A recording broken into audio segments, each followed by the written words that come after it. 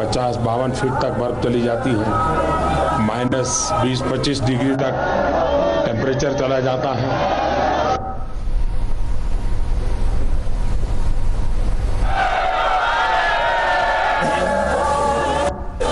इसका एक master plan बनाया है, उसके आधार पर इसके विकास का काम चल रहा है। तो एक मन में रहता है कि समय मिले तो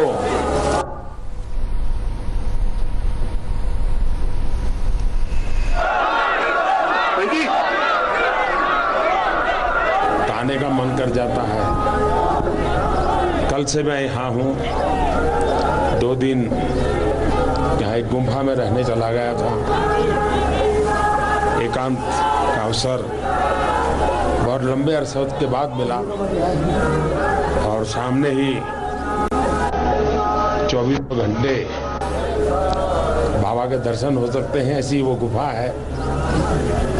उसमें छोटी सी छेद किया हुआ है, वहां से भी उसको दर्शन करता रहता हूँ। तो एक प्रकार से मैं वर्तमान के हिंदुस्तान के वातावरण से पूरी तरह बाहर था, अलिप्त था,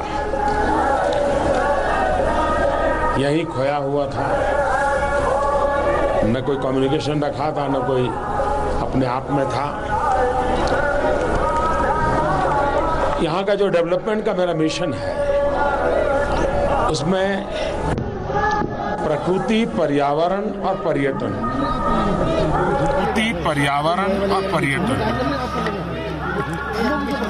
वो तो हर प्रकार से संभाला जाए, लेकिन यहाँ की आस्था और श्रद्धा है, उसको हम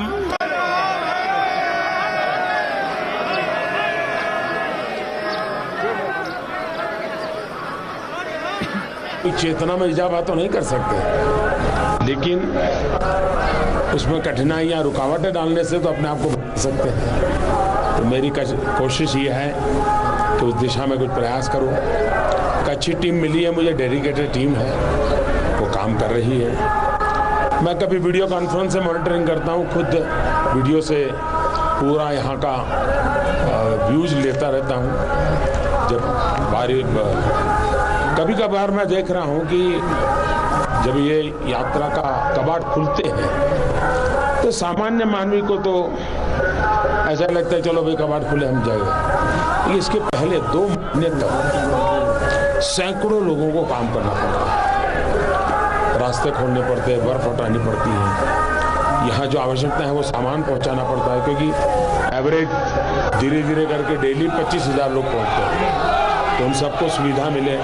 तो एक प्रकार से ये व्यवस्था की तरफ से बहुत बड़ा काम होता है, लेकिन हमारे देश में इन चीज़ों की ज़्यादा चर्चा बहुत कम होती है। अगर यहाँ कोई एकाध तकलीफ हो जाए तो वो मेन न्यूज़ बन जाती है, वरना सचमुच में अगर लोगों को ये ज्ञान हो कि कितना कष्ट उठा करके लोग आपकी यात्रा की चिंता करते हैं, तो लोग भी उसमें सहयोग करेंगे। सिर्फ वो भगवान से जुड़ेंगे, उसके साथ साथ यहाँ के जो काम करने वाले लोग हैं, व्यवस्था करने वाले लोग हैं, उनके साथ भी जुड़ेंगे। जहाँ तक भगवान के चरणों में आता हूँ, मैं कभी कुछ मांगता नहीं। आपने जीत की कामना नहीं की यहाँ पर? कल मैं कुछ नहीं मांगता, पुजारी जी कह रहे थे और मांगने की प्रवृत्ति से मैं सहमत भी नहीं हूँ, क्योंकि उसने तो आपको मांगने योग्य नहीं बनाया, देने योग्य बनाया। और ऐसी जगह पे जाकर के ईश्वर ने देने योग्य उसको जो क्षमता दी वो उसने समाज देवता को देनी चाहिए।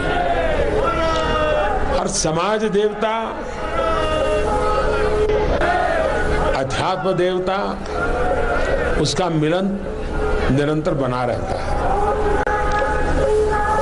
तो भगवान शिव जी, भगवान केदारनाथ, बाबा भोलेनाथ न सिर्फ भारत की,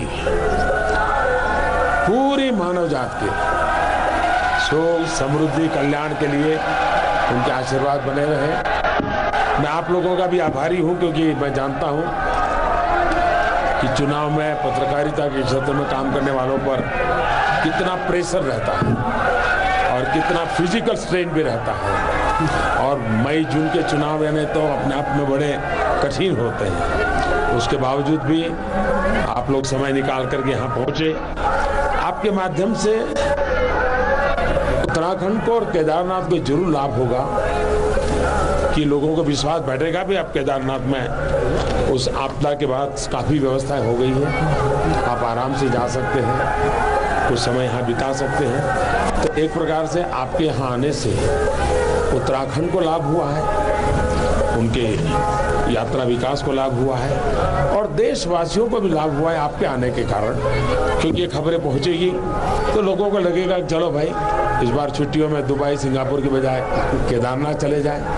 और मैं भी जानता हूँ मेरे देश के लोग सिंगापुर दुबई भले जाए, मुझे इतराज नहीं है, लेकिन मेरे देश में भी बहुत कुछ देखने जैसा है, जाना आना शुरू करें। मैं फिर एक बार आप सबका बहुत बहुत आभार व्यक्त करता हूं और ईश्वर से प्रार्थना करता हूं कि आप लोगों को भी कोई कष्ट न हो, आराम से अपने यहाँ स्थान पर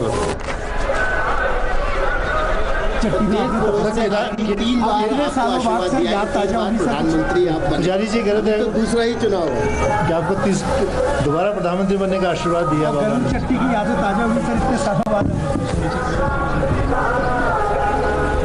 जीवन का वो पहलू ऐसा है